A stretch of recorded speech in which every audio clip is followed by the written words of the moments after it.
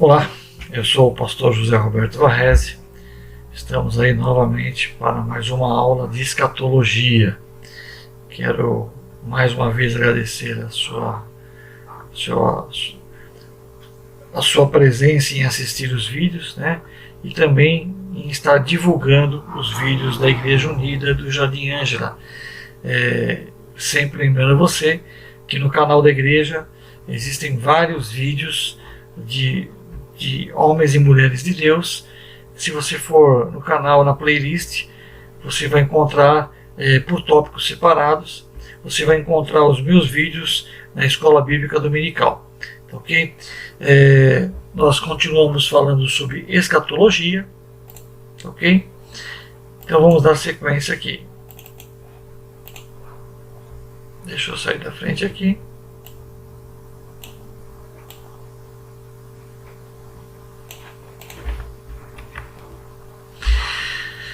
Eis que venho sem demora, uma visão geral dos eventos escatológicos. Tá? Nós temos a nossa aula de número 8. Embora é a aula de número 8, são muito mais do que isso em termos de número de vídeos. Porque tem aulas com uma ou duas ou 3 partes. Tá? Está aí o meu endereço no e-mail, no meu Gmail, o meu endereço no Facebook, no Instagram. O assunto de hoje é: o arrebatamento será na tribulação? A gente vinha falando do arrebatamento. Citamos algumas coisas sobre se será ou não na tribulação. Para você que está chegando agora, né, nós já falamos um pouco sobre isso. Mas eu coloquei esse tópico, esse tema, exatamente porque o foco vai ser esse. Existe uma argumentação forte por parte dos mid-tribulacionistas ou meso-tribulacionistas e por parte dos pós-tribulacionistas. E qual é a nossa argumentação? Então, parte dela, não esgota o assunto, tá? Não esgota o assunto, mas a gente tem aí 2 aulas para estar falando, uma aula em 2 partes, em 2 vídeos, para estar discutindo sobre isso. Tá? Estudaremos em 2 vídeos. Primeiro vídeo, parte 1 de 2, nós teremos a pergunta: passará a igreja pela tribulação? O tópico: não entristeçais, consolai-vos. Por que Paulo fala isso? Nós cremos que o arrebatamento nos livra da ira futura. Nós cremos que a igreja sobe antes do anticristo. Nós cremos que a destruição não virá sobre a igreja. Ainda nesse vídeo, parte 1 de 2, nós cremos que o crente fiel será diferenciado do crente infiel pela tribulação. Falaremos um pouco sobre as 7 igrejas da Ásia. E também falaremos sobre a expressão sobe aqui. Falaremos sobre a tribulação no Apocalipse. Falaremos também que não há propósitos com a igreja na tribulação. E a destruição não virá sobre a igreja. Ok? Então são esses os tópicos aí que a gente vai estar estudando, iniciando aí por esse aí que é: passará a igreja pela tribulação. Tá? Amém. Então surge aí a grande questão: passará a igreja pela tribulação? Onde se dividem as opiniões, tá?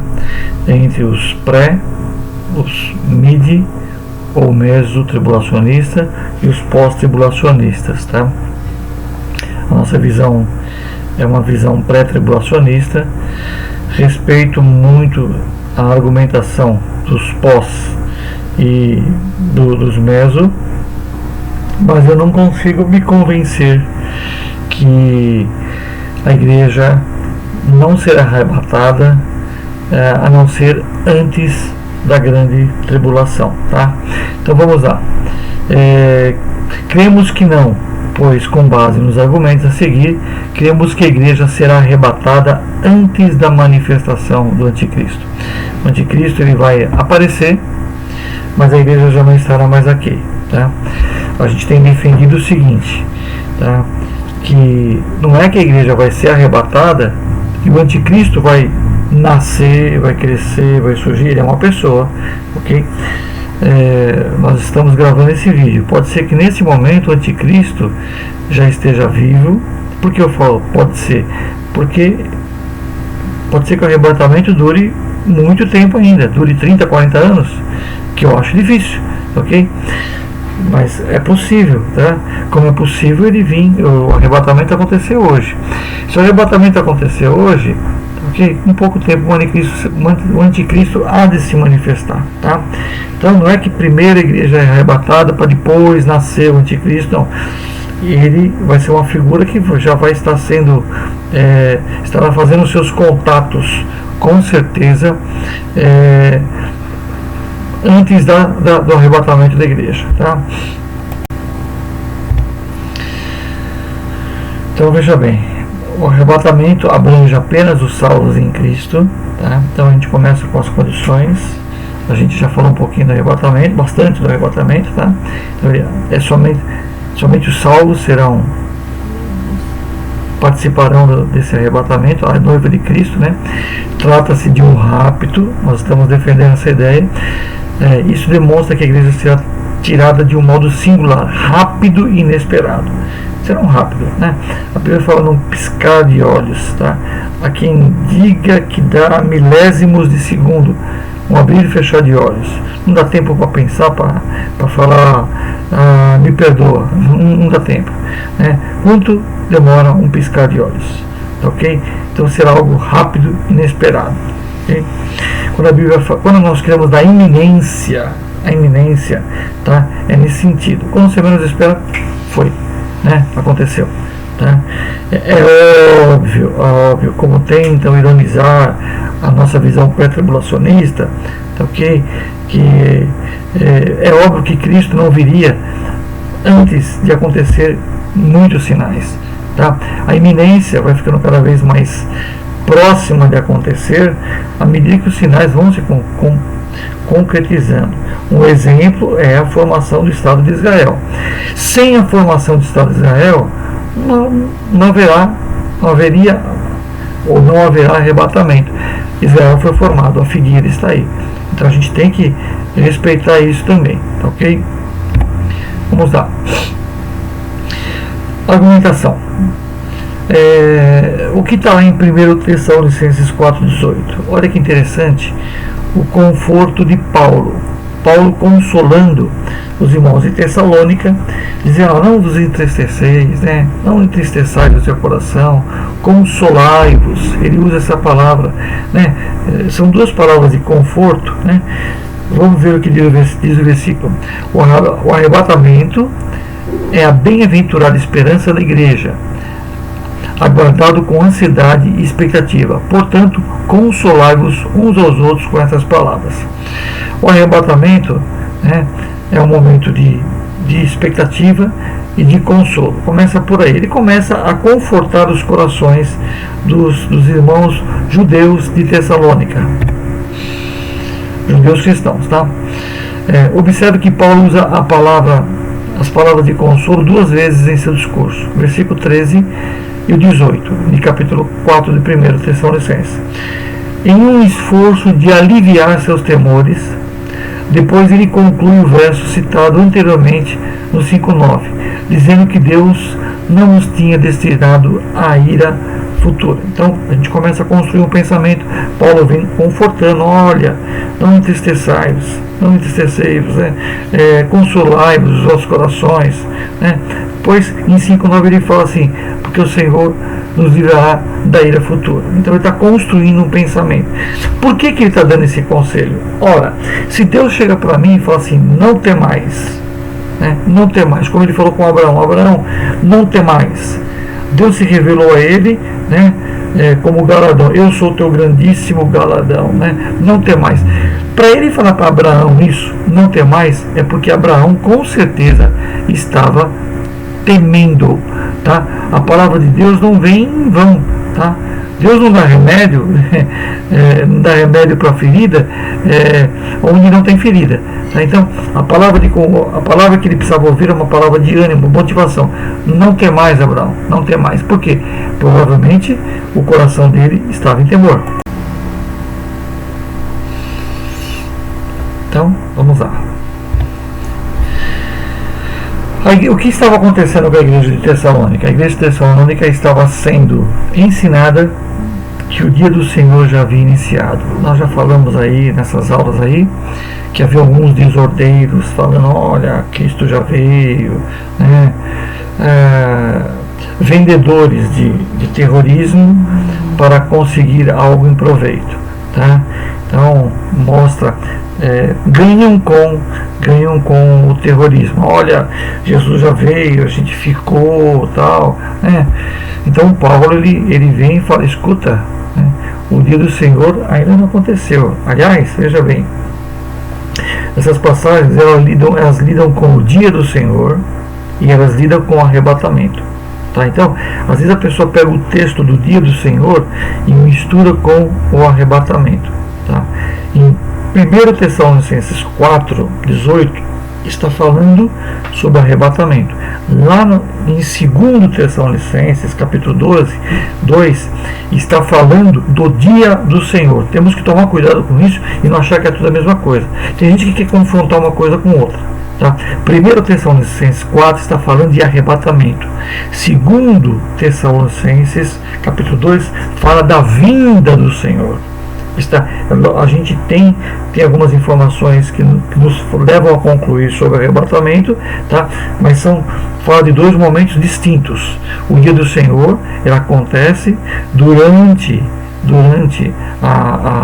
a tribulação, e fala também da sua vinda, né? A sua vinda visível, que é a segunda fase da vinda de Cristo, tá? Então ele vem primeiramente, arrebata a igreja nos ares, e depois ele vem com a sua esposa, que é a igreja agora como esposa, na sua segunda vinda. Então a igreja de Tessalônica estava sendo ensinada que o dia do Senhor já havia iniciado, e Paulo rebate, não, o dia do Senhor não veio. O dia do Senhor é um dia de ira, não é um dia... se o dia do Senhor já estivesse iniciando, a gente ia ver o caos na terra. O dia do Senhor é um dia de juízo às nações, ok? E olha que interessante, ó, o arrebatamento ele nos livra da ira futura. O que diz aí em 1 Tessalonicenses 1:10? Essa é uma argumentação, tá?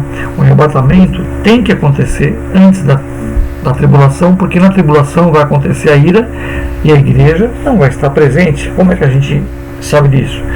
1:10. E esperar dos céus o seu Filho, a quem ressuscitou dentre os mortos, a saber, Jesus Cristo, que nos livra da ira futura, tá?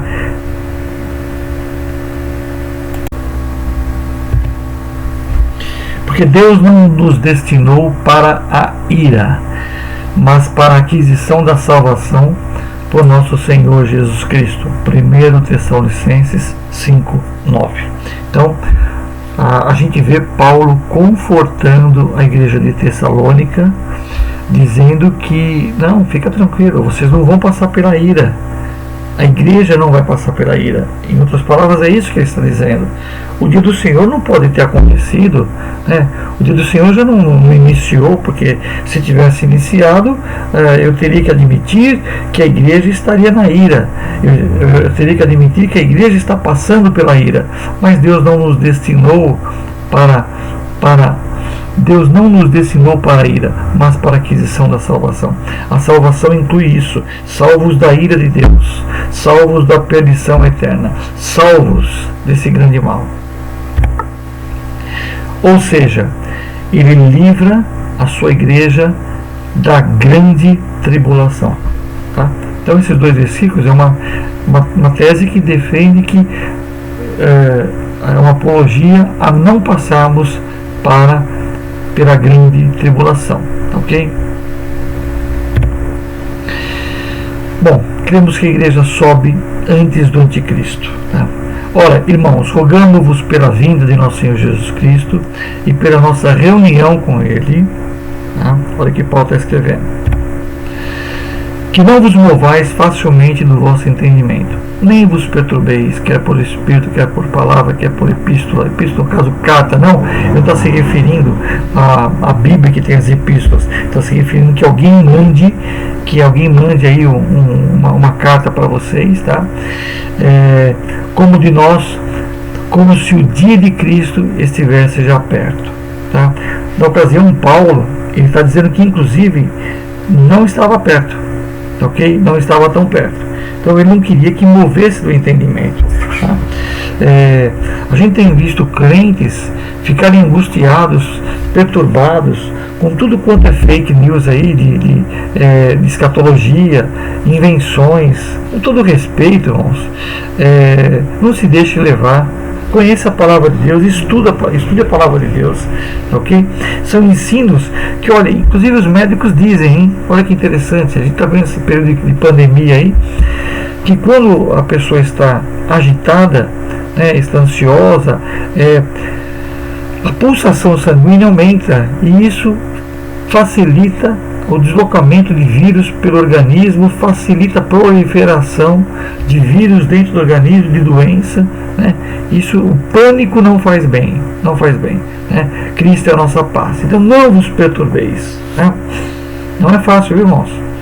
Nessa época aqui, a ansiedade tem tentado tomar conta de todos os lares, ok?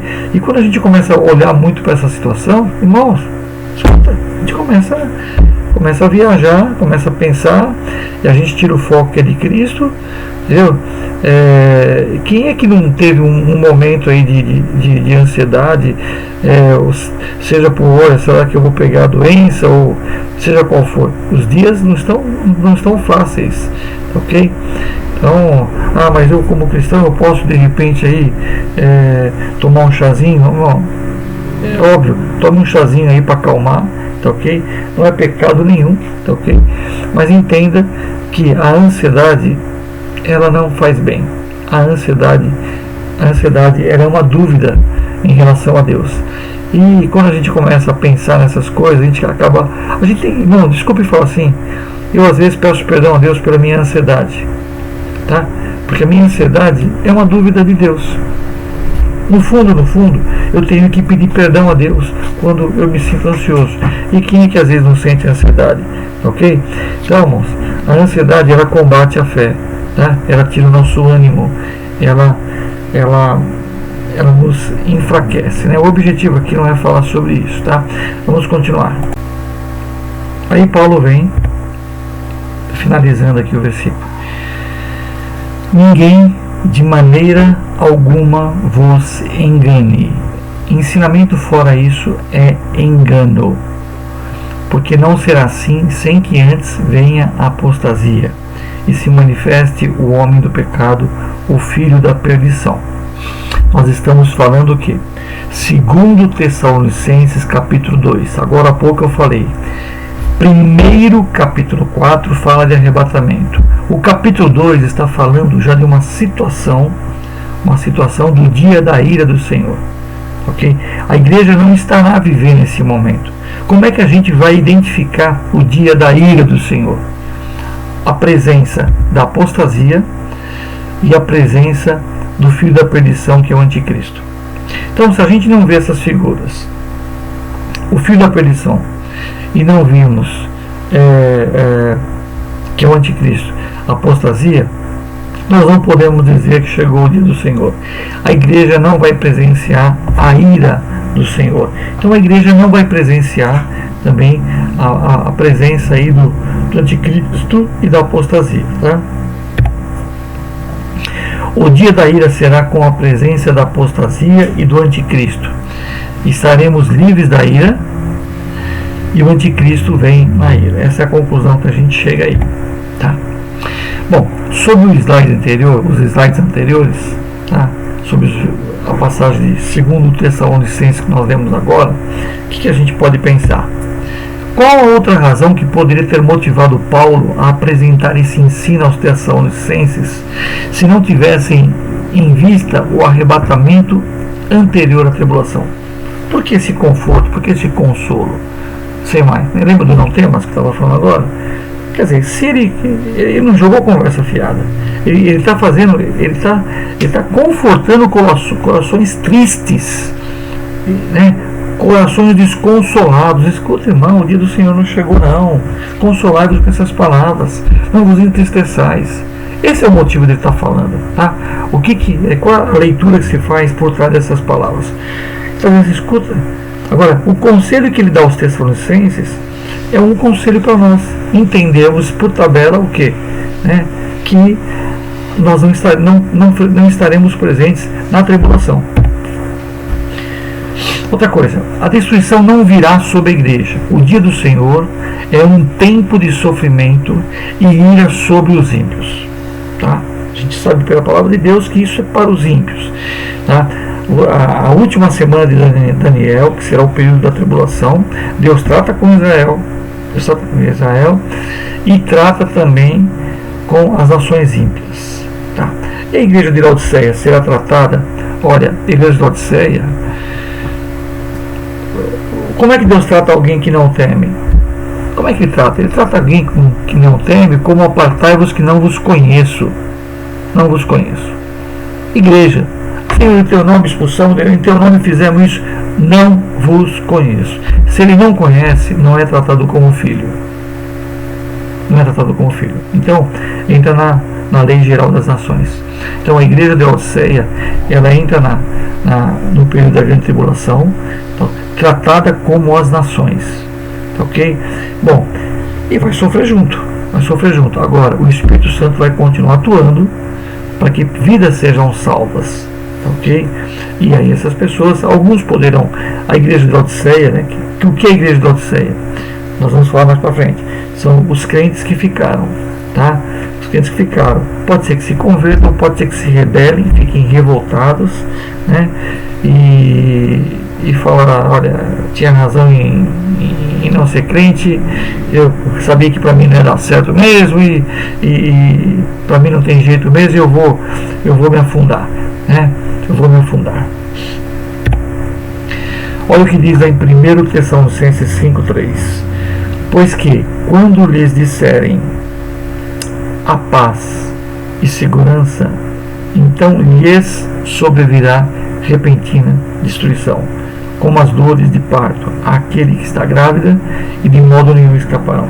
Tem gente que acha que isso aí é para um momento atual, dos dias de hoje. Olha, quando a gente menos espera, sabe? Olha, aqui está dizendo de um momento de paz. Aqui está dizendo de um momento de paz. E a Bíblia diz que no período da grande tribulação, ok, virá o cavaleiro branco, que não é Jesus Cristo, ok, a não ser o anticristo, fornecendo uma falsa paz. Tá? Quando todo mundo achar que tiver tudo bem organizado, ó, beleza, a paz sobre a terra, ok? Alguns acreditam que essa frase será dita quando as duas testemunhas do Apocalipse, que são mortas em praça pública, que alguns defendem que é Enoque, Elias, ou Moisés e Elias, ok? Defendem que sejam eles, ok? Mas são duas testemunhas que serão mortas em praça pública, ok? E acredita-se que nesse momento, uma das explicações é que nesse momento eu vou falar, agora a paz sobre a terra, a paz, os perturbadores morreram, verá repentina destruição. Lhes está se dirigindo aos fora da igreja. Está sendo dirigido aos fora da igreja e não para a igreja. Ele não faz assim, então virá sobre nós repentina destruição, lhes sobrevirá, sobre eles. Sobre a igreja não virá essa repentina destruição, como as dores de parto, aquela que está grávida, e de modo nenhum escaparão. Isso não está destinado para a igreja, é para eles. Não há alternativa. A alternativa é agora, é aceitar Jesus como o único e suficiente Salvador e ter uma vida piedosa e aguardar a vida do Senhor Jesus. Não tem meio termo. Deus é Deus de misericórdia. Ele é Deus de misericórdia, mas Ele vem como juiz também. Nós citamos lá atrás, nos vídeos anteriores, aquela historinha daquela música lá do do advogado que advogava a causa e ganhava todas.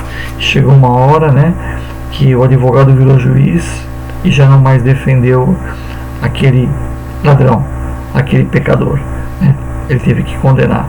Então Jesus, na condição de advogado, está hoje nos defendendo perante o Pai, purificando de todo o pecado, mas no período do juízo final, da tribulação, ele vem exercer juízos sobre a terra.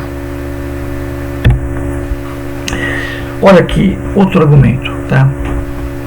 Por que a gente acredita que a igreja não passará pela grande tribulação? O crente fiel será diferenciado do infiel pela tribulação. Haverá uma distinção. Como é que a gente sabe disso? Olha, quem está na igreja, mas não abandona o pecado e o mal, sendo assim infiel a Cristo, será deixado aqui no arrebatamento. Tá? Mas se aquele servo disser em seu coração: o meu Senhor tarda em vir, e começar a espancar os criados e criadas, e a comer e a beber e embriagar-se, virá o Senhor naquele servo no dia em que o não espera. Iminência. Um momento iminente, né? E numa hora que ele não sabe, e separá-lo-á, ele dará sua parte com os infiéis, tá? A parte com os infiéis está falando de quem? De um servo. Nós somos servos do Senhor, nós somos servos, aceitamos a Ele como Senhor. O Senhor tem um servo, tá ok? Então tem gente que quer brincar com Deus, tá? Nós somos chamados de filho, mas nós primeiramente, né, nós somos servos do Senhor, tá ok? Nós somos servos dele. E aqui está dizendo do servo infiel, né? E o servo infiel, ele vai ter a parte com os infiéis, né? Ele será lançado com os ímpios. Lembra da historinha agora há pouco da igreja de Laodiceia, onde ela vai ficar? Então, é o servo mau infiel, tá ok? Então o crente fiel será diferenciado do infiel pela tribulação, né? Quando a gente olha também para a Bíblia, a gente olha para o Apocalipse, para as 7 igrejas da Ásia, tá? A gente vai encontrar o texto em capítulo 2 e 3 de Apocalipse, tá? Eu não sei se a gente vai chegar até onde vão esses estudos aqui, se a gente vai chegar a falar sobre o livro do Apocalipse, tá? Mas a gente tem se valido muito de muitas informações do Apocalipse, né, nessas aulas, tá ok? Talvez se formos falar sobre Apocalipse, a gente vai procurar entrar nas áreas que a gente não abordou nas aulas tão somente, tá ok?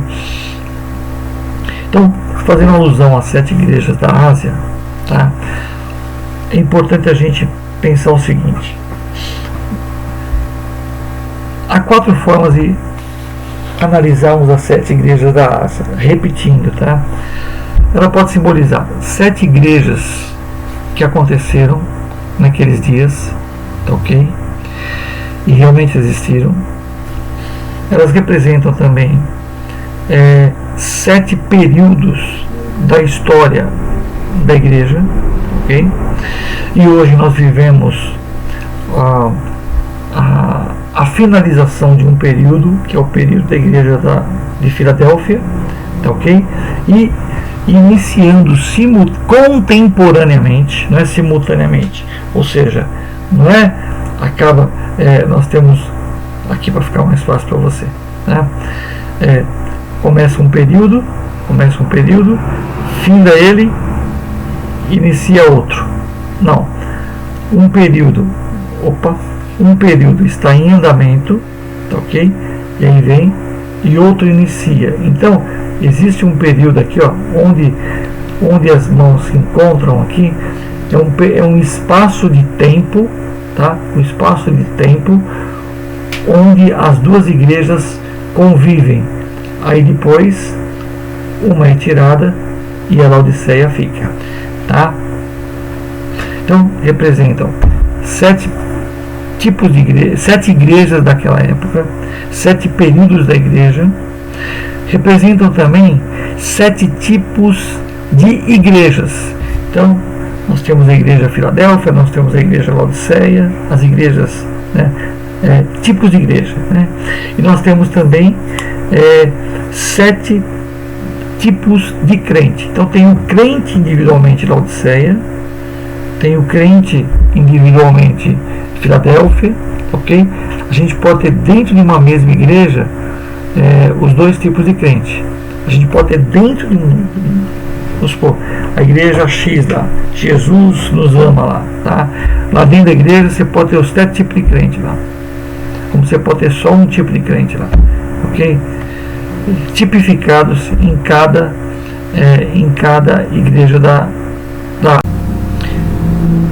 eu não sei se a gente vai acabar falando em algum momento sobre as 7 igrejas da Ásia, se vai ter algum vídeo sobre isso.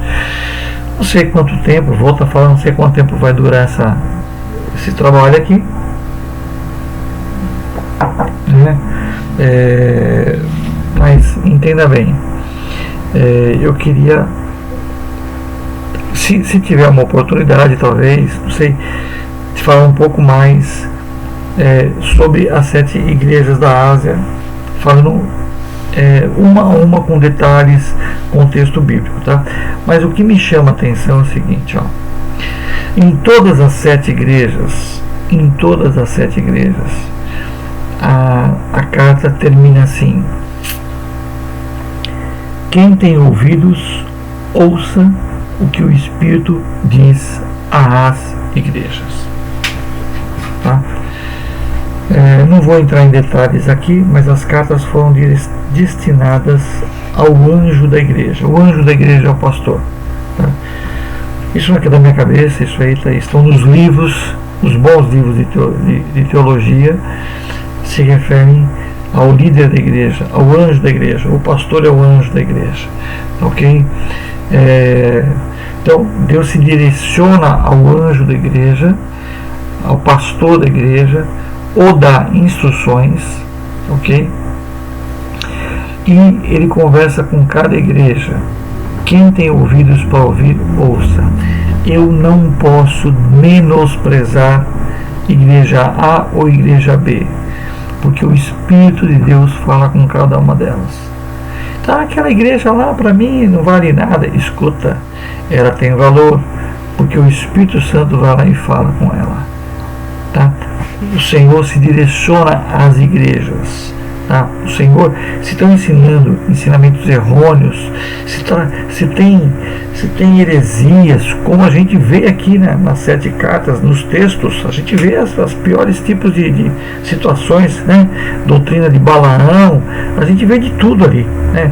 Igreja fria, esquecer o primeiro amor, tem de tudo, tá? Mas o Espírito, ele está lá, batendo a porta e conversando, tá? Enquanto a gente está criticando algumas igrejas, o Espírito Santo está se esforçando para entrar lá, entendeu? E falar lá, entrar nos corações e ir lá e falar. Quem tem ouvidos, ouça, né, o que o Espírito diz às igrejas. Não só a minha igreja, mas às igrejas. E a gente destaca a igreja de Filadélfia, em Apocalipse 3:10, diz assim: eu te guardarei da hora da tentação ou da provação que há de vir sobre todo o mundo. Então a gente acredita que a igreja de Filadélfia, tá ok? Ela será retirada, né, desse momento da provação que há de vir, né, sobre o mundo, ok? Deus vai e tira a igreja, né? É uma discussão sobre esse dá, que é de entre, ou dando a entender que possa passar pela tribulação e vai lá e esteja um período na tribulação e vai lá e tire, tá ok? De qualquer forma, tá? A gente não pode esquecer que os princípios de dores eles já terão iniciado. A igreja já vai estar sofrendo com princípios de dores, tá? os sinais já vêm se multiplicando, tá? Terremotos vêm aumentando, tá? Então a igreja, ela tem esse princípio, ela passa, ela está nesse princípio aí, tá ok? Mas ela vai ser tirada, né? Dentro desse princípio de dores, ela vai ser tirada, e aí começa a última semana. Nós voltamos a dizer, tá? Haverá um período de preparação para a última semana. É tirada, tá ok? Com algum dano, com algum sofrimento inicial, tá ok? Mas ela estará livre desta ira, estará livre desse problema, desse caos aí, tá? A gente volta a dizer, o momento do anticristo é um momento de insegurança no mundo, é um momento de incerteza, como já aconteceu em muitos períodos da história, só que todas as demais profecias tinham que ter concluído, e a maior delas é a volta de Israel. Em todos os outros períodos, Israel não havia voltado. Agora Israel está restaurado fisicamente. Pronto, não tem mais. Me aponte uma profecia bíblica que precisa se cumprir para Cristo ser arrebatado. Não tem. As demais profecias que não foram cumpridas na Bíblia, e olha, presta atenção, existem profecias bíblicas que não foram cumpridas. Mas quem disse que todas as profecias da Bíblia teriam que ser cumpridas antes do arrebatamento? Somente as profecias referentes ao arrebatamento que serão cumpridas. Ok? Agora, tem profecias que serão cumpridas na tribulação. Ou seja, o período da grande tribulação é uma profecia. A última semana de Daniel é parte da profecia. Israel não foi restaurado espiritualmente, Israel não aceitou o Messias, não aceitou Jesus, só vai aceitar na sua segunda vinda, quando ele vem com a sua igreja. Somente quando ele vem com a sua igreja. Então, como é que ele pode vir com a sua igreja? É estranho, né? Os que acreditam no pós-tribulação, né? Que a igreja é arrebatada após a tribulação, quer dizer, a igreja sobe e já volta como esposa, né? Sobe e desce, né? É muito rápido, né? É muito estranho, né? Que casamento rápido, né? E o tribunal de Cristo, não dá tempo de tribunal, e as bodas do Cordeiro, né? A gente vai falar sobre isso mais para frente, tá? Então, ele guardará da hora da tentação. Como guardaste a palavra da minha paciência, também eu te guardarei da hora da tentação. Como guardaste a palavra da minha paciência. Então, vai sofrendo bullying aí, vai sofrendo perseguição, vai sofrendo, né? Vai combatendo como bom combate, como igreja madura, não como criança, né? Mas como igreja que está sujeita a isso aí mesmo, né? Está sujeita a isso, né? Amadurecidos, né? Amadurecidos nos sentidos, amadurecido na palavra. É isso que Deus tem para nós. Bom, outra argumentação, o sobe aqui. O que acontece no sobe aqui? A igreja, veja bem, a igreja é mencionada frequentemente até Apocalipse 3. Mas então no verso 1 do capítulo 4, João recebe uma súbita ordem, sobe aqui. Aqui a gente aplica um simbolismo, não mais uma interpretação literal, mas também uma aplicação simbólica aqui. João sobe aqui, a igreja subindo, né? E o que ele verá no capítulo 4, né? O sobe aqui é uma interpretação simbólica do arrebatamento, tá? Ele verá a sala do trono, tá? Onde ele vê os 24 anciãos, tá? Que representam a igreja. Há quem diga, olha, representa 12 do Velho Testamento, 12 do Novo. É complicado você afirmar isso aí, tá? Porque somente os cristãos serão o texto 6 fala que somente os cristãos. Ali representa a igreja na sua totalidade, ok? Galardoada, coroada, a igreja coroada, combatiu o bom combate. A gente vai falar um pouquinho sobre o tribunal de Cristo, e bodas do Cordeiro. A gente vai entrar um pouco na sala do trono, tá? Mas olha que interessante, ele sobe lá, tá? E a igreja não é mencionada novamente até muito mais tarde. Então, como é que a gente falou no anterior? A gente falou que a igreja é mencionada frequentemente até Apocalipse 3, mas então no verso 1 do capítulo 4, né, até capítulo 3, nós mencionamos que a igreja, existe a palavra igreja no Apocalipse até o capítulo 3. Depois, não se encontra mais a palavra igreja, ok? A igreja não é mencionada novamente até muito mais tarde, onde encontramos como a esposa do Cordeiro no capítulo 21, lá no capítulo 21, 7, Jesus volta como esposa, tá? Então, uma referência à igreja, mas não com a palavra igreja, porque já não é mais igreja, é esposa, tá? E ela é advertida no capítulo 22, 16. Quer dizer, na conclusão do livro do Apocalipse, né, Deus começa a explicar, ele cita a palavra igreja como uma advertência a guardar a tudo que está na profecia. Está finalizando, né? Está finalizando a profecia, ele fala: olha, igreja, em outras palavras, igreja, atente-se a essa profecia. Cuidado, como uma advertência. Não mais narrando fatos, mas fazendo recomendação à igreja que estaria lendo essa profecia, a você e a mim.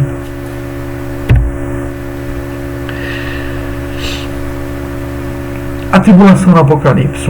Perceba ainda que no Apocalipse a tribulação ou a grande tribulação é descrita do capítulo 6 a 19, quando a igreja deixa de ser mencionada antes da tribulação. Interessante. Até o capítulo 4, igreja. 3, a gente ouve a palavra igreja, acabamos de mencionar isso. E quando começa a falar do capítulo 6 ao 19, a palavra igreja não existe. Não há uma palavra direcionada à igreja. Não há uma recomendação. Olha, se cuida aí, quando o anticristo fizer isso, eu faço. Não existe nenhuma recomendação da igreja.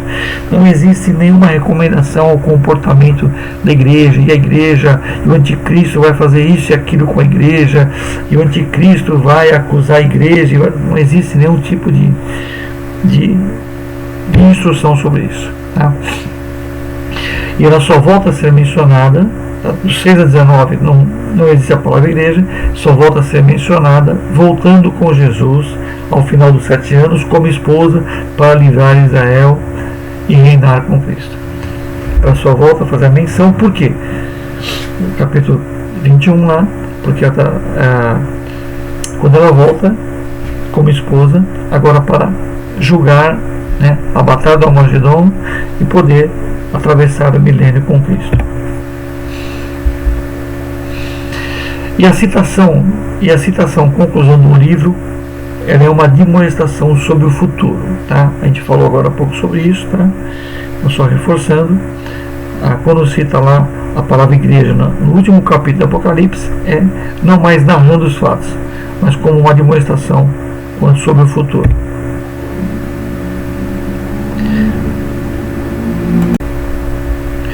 Aí fica a pergunta: será à toa que a igreja não é mencionada no período da tribulação do Apocalipse?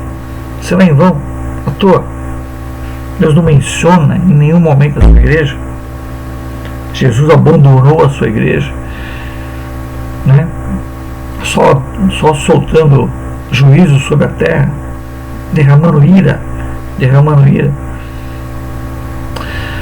A resposta é porque a igreja de Jesus Cristo não passará pelos 7 anos da tribulação. Então essa é a construção da nossa argumentação, tá? Outra coisa, não há propósitos com a igreja na tribulação. O que Cristo vai fazer com a igreja na tribulação? Qual o objetivo? Quais os propósitos da igreja na grande tribulação? Para quê? Né? Sofrer? Não, nós já estamos na época da graça. A gente vai falar mais para frente sobre as trombetas, os propósitos da igreja. O que diz lá? Quando a gente for falar sobre a última trombeta, a gente vai entender porque antes da trombeta, da última, teve outro toque de trombeta e está relacionado com o propósito da igreja. O propósito da igreja não está depois da última trombeta. A igreja tem um propósito com trombetas. A gente vai ver mais para frente. Na tribulação se cumprem os propósitos sobre Israel. Tá? Então, na última semana é um tempo de Deus para os propósitos com Israel. 70, lembra lá? Daniel 9:24, falamos um pouco sobre isso, né? 70 semanas estão determinadas sobre o teu povo e sobre a tua santa cidade e sobre as nações. Ó, veja bem, há um propósito sobre Israel, Daniel 9:24, e sobre as nações, Mateus 25, do 31 ao 46, que será o julgamento das nações. Então, esse período está reservado para Deus tratar com a humanidade que rejeitou o Senhor e com Israel que precisa ser restaurado, a descendência de Abraão. Ok? Olha a fidelidade de Deus, hein? Olha a fidelidade. O acordo que Deus fez lá com Abraão lá atrás. Tá? Ele fez um acordo com ele e com a descendência dele. Deus nunca deixou de medir esforços para reconquistar o homem. Eu estou falando reconquistar, não estou falando nem de conquistar, mas para reconquistar o homem. O homem se perdeu e ele enviou seu Filho Jesus Cristo para que o homem se arrependesse dos seus maus caminhos. Deus está sempre trabalhando para que a gente se arrependa e volte para Ele. Quem sabe Deus te trouxe para você assistir esse vídeo, esses vídeos, para você entender que é uma oportunidade de você se arrepender. Eu não estou lançando temor sobre a tua vida, eu estou lhe falando os fatos. Se para você é temor, você que estiver me assistindo, que eventualmente não é crente, se para você é um temor, é medo, tem algo de errado, porque para mim é esperança. Olha que interessante. Para mim é esperança, para mim é consolo, para mim é conforto, para mim é alegria, é coisa linda, para mim é tremendo. Quando eu escuto falar de escatologia, meu coração se alegra, porque a minha esperança não é para essa terra, não é para uma... É lógico que eu trabalho, luto por coisas daqui, mas a minha esperança é a vinda de Cristo. Então, se falar sobre isso te machuca, te dói, há algo errado. Ou você não compreendeu o propósito de Deus para a tua vida, você aceitou Jesus e ainda não entendeu que o conselho, né, que a palavra ela é de ânimo e você está entendendo errado ela, ou você não aceitou Jesus. Se você não aceitou Jesus, corre, que dá tempo para ficar livre da ira futura. Então, apesar de não estar escrito na Bíblia, a igreja não estará durante o período da tribulação, ok? De não estar escrito, nos leva a meditar o que? Apesar de necessariamente não indicar que a igreja esteja presente, isso nos leva a perguntar por que a igreja precisaria estar durante o período da tribulação. Consequências, a igreja está livre disso, ok? Mas ela vai estar lá para pregar o evangelho. Escuta, não é essa, são dias de juízo.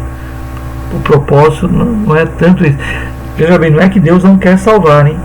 Olha, porque em todo o livro do Apocalipse, cada vez que ele lançava uma praga, a gente vê citações bíblicas que e não houve arrependimento e Deus não viu. Eu vou dar uma pausa aqui até para achar esse versículo. Aqui, achei aqui, Apocalipse 9, 20 e 21, como exemplo, tá? Após, por exemplo, a sexta trombeta, né, foram os juízos, e os outros homens que não foram mortos por estas pragas, quer dizer, os que ficaram vivos, os que sobreviveram às pragas, no caso aqui da sexta, tá? A Bíblia relata, não se arrependeram das obras de suas mãos para não adorarem os demônios e os ídolos de ouro e de prata e de bronze, de pedra e de madeira, que nem podem ver, nem podem ouvir, nem dar. e não se arrependeram dos seus homicídios, nem das suas feitiçarias, nem da sua prostituição, nem das suas ladroices. Veja, Deus, ele lança os juízos e ele irá observar se a pessoa se arrependeu ou não. Para quê? Ou seja, Deus tem uma expectativa ainda no juízo que o homem, ou seja, a Bíblia fala que Deus castiga todo aquele que ama, né? Deus, o castigo aqui é um juízo, mas isso não quer dizer que ele não ama a sua humanidade. Até no juízo de Deus, até nos castigos de Deus, a gente encontra o amor, porque Deus está vendo se eles se arrependem. É uma tentativa. Quando eu falo sobre isso, eu costumo às vezes falar a respeito do salva-vidas. Eu tenho medo de errar nesse exemplo aqui. Se tiver algum salva-vidas me assistindo aí, me perdoa se eu errar no exemplo. Mas alguém um dia me explicou que quando a pessoa está na água se debatendo, um dos recursos do salva-vida é dar um soco na pessoa, na cabeça da pessoa. Aí a pessoa fica meia zonza e ele pega e puxa a pessoa. É um dos recursos, tá? Porque às vezes a pessoa está se debatendo, você vai tentar tirar e você não consegue. Então você tem que dar um choque nela, um soco, um impacto. Ela perde os sentidos e ela e consegue ser arrastada. Eu vejo Deus aí dando um soco na humanidade e tentando arrastá-la para fora disso aí. Um tiro de misericórdia, vamos dizer assim, né? Deus tentando porque está finalizando. Está chegando o dia do juízo das nações. Então Deus está usando todos os seus recursos para punir, e ao punir ele olha arrependimento, para ver se a pessoa se arrepende ou não.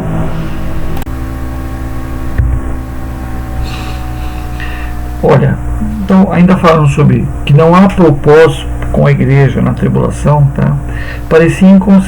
Pareceria inconsistente que Deus prometesse aos crentes que não sofreriam ira para então deixá-los na terra da tribulação. É o que nós falamos.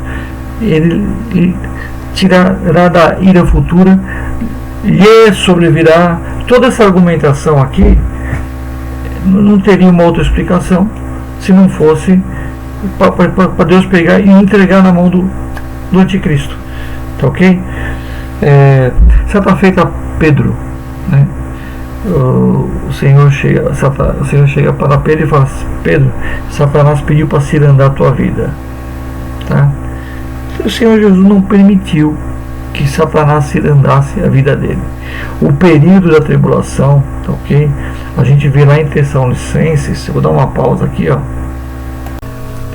Achei o texto aqui, em 2 Tessalonicenses, capítulo 2, do 8 em diante, que é o texto que eu falei que ele não é específico para arrebatamento, ele trata do período do anticristo e também da ira de Deus. Então a ira de Deus acontece junto lá com o anticristo e com a apostasia, tá? Quando a gente fala que será um período que a terra vai ser tomada por Satanás, tá? Alguns podem se escandalizar. Jesus falou assim que o príncipe desse mundo, o qual não tenho parte com ele, Jesus chamou Satanás de príncipe desse mundo. Agora, as ações de Satanás são limitadas a alguém que o detém, tá? Quem é que detém ele, né?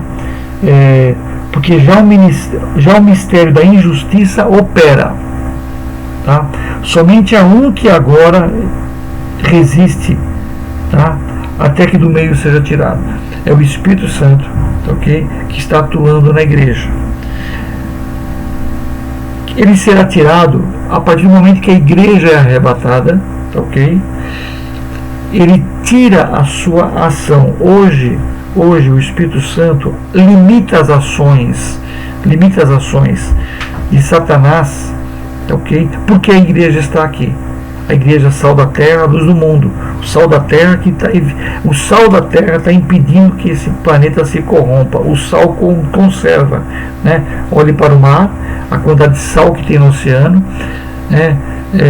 Ele conserva. Quantos peixes são mortos no mar E o sal evita aquela podridão no mar, tá?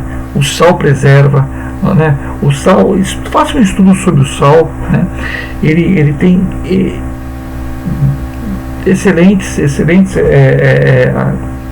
utilizações, né? O sal é tão importante, tá?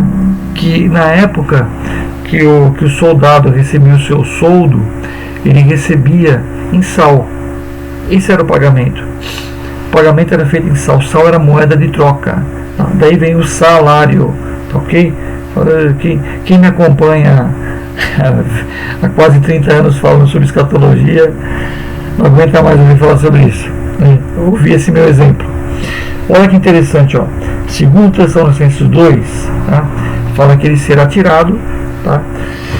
Será tirado, em que sentido? Ele sai juntamente com a igreja e ele deixa de ter essa função de proteger a igreja das ações. Satanás está limitado nas suas ações, mas ele é o mistério da injustiça que já opera, tá? Olha que interessante, versículo 8: então será revelado o iníquo, a quem o Senhor desfará pelo assopro da sua boca e aniquilará pelo esplendor da sua vinda. Será revelado o iníquo, a igreja sai, é revelado o iníquo, tá, ok? Quem é iníquo? É Satanás, é o anticristo, tá, ok? A esse cuja vinda é segundo a eficácia de Satanás, com todo o poder e sinais e prodígios de mentira. Ele vai ser conduzido por Satanás. Então é um período que Satanás vai estar solto. Quando brinca do dia que o cachorro vai estar solto, é isso aí. Olá, eu sou o pastor José Roberto Varrese, da Igreja Unida do Jardim Ângela, e mais uma vez eu lhe convido para uma aula sobre escatologia, ainda sobre o assunto arrebatamento, mas em volta de uma grande pergunta, uma grande questão. Passará a igreja pela tribulação? Nós já tivemos uma aula sobre esse assunto domingo, dia 28, e agora, dia 5 de julho, estaremos encerrando esse debate. Deus te abençoe, te vejo dia 5 às 9 horas. E agora que você foi abençoado por esse vídeo, não se esqueça de deixar o seu like, se inscrever no nosso canal, ativar o sininho de notificação e nos seguir nas nossas redes sociais. Nós estamos produzindo muito conteúdo para você ser extremamente abençoado. Tchau!